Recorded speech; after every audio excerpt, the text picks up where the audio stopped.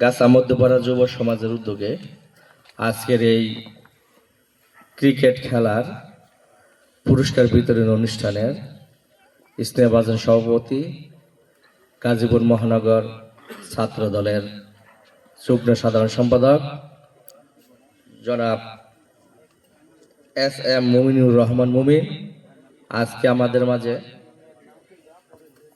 উদ্বোধক হিসাবে উপস্থিত রয়েছেন। গাছা ৩৫ নং ওয়ার্ড বিএনপির সংগ্রামী সভাপতি জনাব আবুল হাশেম। আজকে আমাদের মাঝে আমন্ত্রিত অতিথি হিসাবে উপস্থিত রয়েছেন গাছা মেট্রো থানা বিএনপির সাবেক যুগ্ম আহ্বায়ক জনাব শফিকুল ইসলাম শফিক ভাই। আমাদের মাঝে আমন্ত্রিত অতিথি হিসাবে উপস্থিত রয়েছেন বাংলাদেশ জাতীয়তাবাদী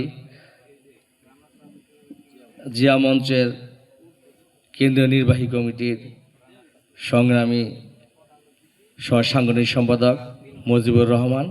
আমাদের মাঝে আরও উপস্থিত রয়েছেন আমন্ত্রিত অতিথি হিসাবে খালকুর ৩৮ নং ওয়ার্ড বিএনপির সিনিয়র সহসভাপতি জনাব জাকির হোসেন সহ উপস্থিত বিএনপি এবং অঙ্গ সংগঠনের নেতৃবৃন্দদ্বয়, উপস্থিত আমার সম্মানিত মুরব্বীজনেরা, উপস্থিত আমার খেলোয়াড় ভাই ও বন্ধুরা, উপস্থিত আজকের আয়োজক ভাই ও বন্ধুরা, সকলকে জানাচ্ছি আমার সালাম।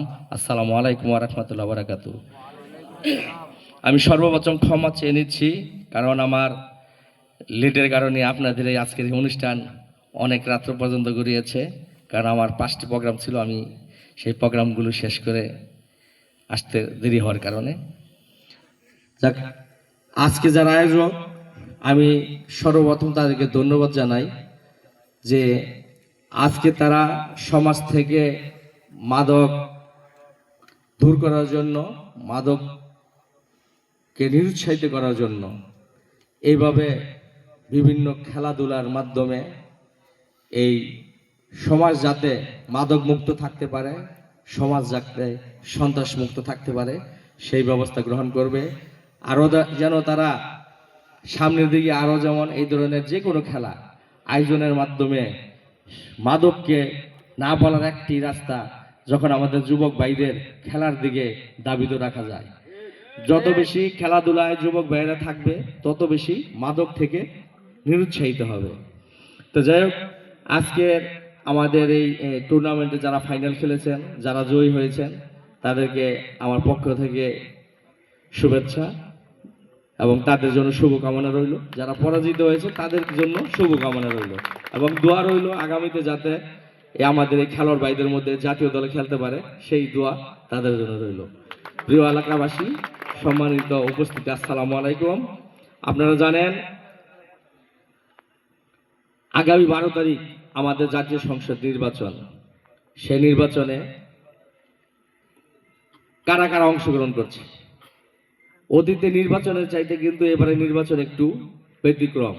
অতীতে আমরা দেখেছি স্বাধীনতার পক্ষের শক্তি বনাম স্বাধীনতার পক্ষের শক্তি নির্বাচন হয়েছে, কিন্তু এবার আমরা দেখতে পাচ্ছি, আপনারা দেখতে পাচ্ছেন, স্বাধীনতার পক্ষের শক্তি বনাম স্বাধীনতার বিরোধী শক্তি নির্বাচন হচ্ছে। স্বাধীনতার পক্ষের শক্তি যারা মুক্তিযুদ্ধে সেদিন স্বাধীনতা, এদেশের স্বাধীনতা তথা সার্বভৌমত্ব রক্ষার জন্য যারা মুক্তিযুদ্ধে ঝাঁপিয়ে পড়েছিল, আর স্বাধীনতার বিপক্ষে শক্তি সেদিন এদেশের স্বাধীনতার এই বাংলাদেশ লাল সবুজের পতাকা যাতে না থাকে, এই বাংলাদেশের স্বাধীনতার বিরোধিতা করে একটি শক্তি সেদিন সেই পাকিস্তান হানাদার বাহিনীদেরকে সাহায্য করেছিল।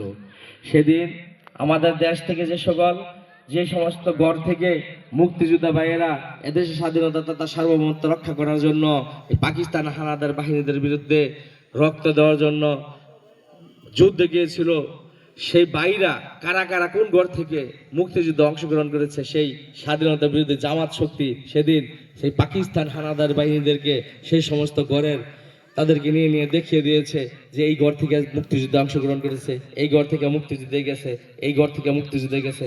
আর সেদিন সেই পাকিস্তান হানাদার বাহিনীরা সেই যেই যেই গড়ে মুক্তিযোদ্ধা ভাইয়েরা এই দেশের স্বাধীনতা রক্ষা করার জন্য মুক্তিযুদ্ধে অংশগ্রহণ করেছে, সেই সমস্ত গড়ে যে যদি যেই সমস্ত গড়ে ওই মুক্তিযোদ্ধার যুবতী মা বোনেরা ছিল তাদেরকে তারা নির্যাতন করেছে এবং যে সমস্ত তাদের যুবক ভাইরা ছিল তাদেরকে তারা হত্যা করেছে। তো কাজেই স্বাধীনতার পক্ষের শক্তিকে আপনারা আর স্বাধীনতার বিপক্ষের শক্তিকে আপনারা চিহ্নিত করতে আর দেরি হওয়ার কথা নয়। তাই আমি আগামী দিনে স্বাধীনতার পক্ষের শক্তি বাংলাদেশ জাতীয়তাবাদী দল বিএনপি ধানের শীষ প্রতীক, আর স্বাধীনতার বিপক্ষের শক্তিকে আপনারা না বলে আগামী 12 তারিখ ধানের শীষ প্রতীকে আপনারা সর্বোচ্চ ভোট দিয়ে এ দেশ থেকে বাংলাদেশ জাতীয়তাবাদী দল বিএনপি মনোনীত প্রার্থীকে নির্বাচিত করবেন এই আহ্বান জানিয়ে আপনাদের সকলকে আমি গাজা থানা বিএনপির পক্ষ থেকে এবং আমি আমার ব্যক্তিগত পক্ষ থেকে এই অনেক রাত্র হয়েছে, তারপরেও এই অনুষ্ঠান সফল করার জন্য আন্তরিক ধন্যবাদ জানিয়ে আমি আমার কথা শেষ করছি। খোদা হাফেজ।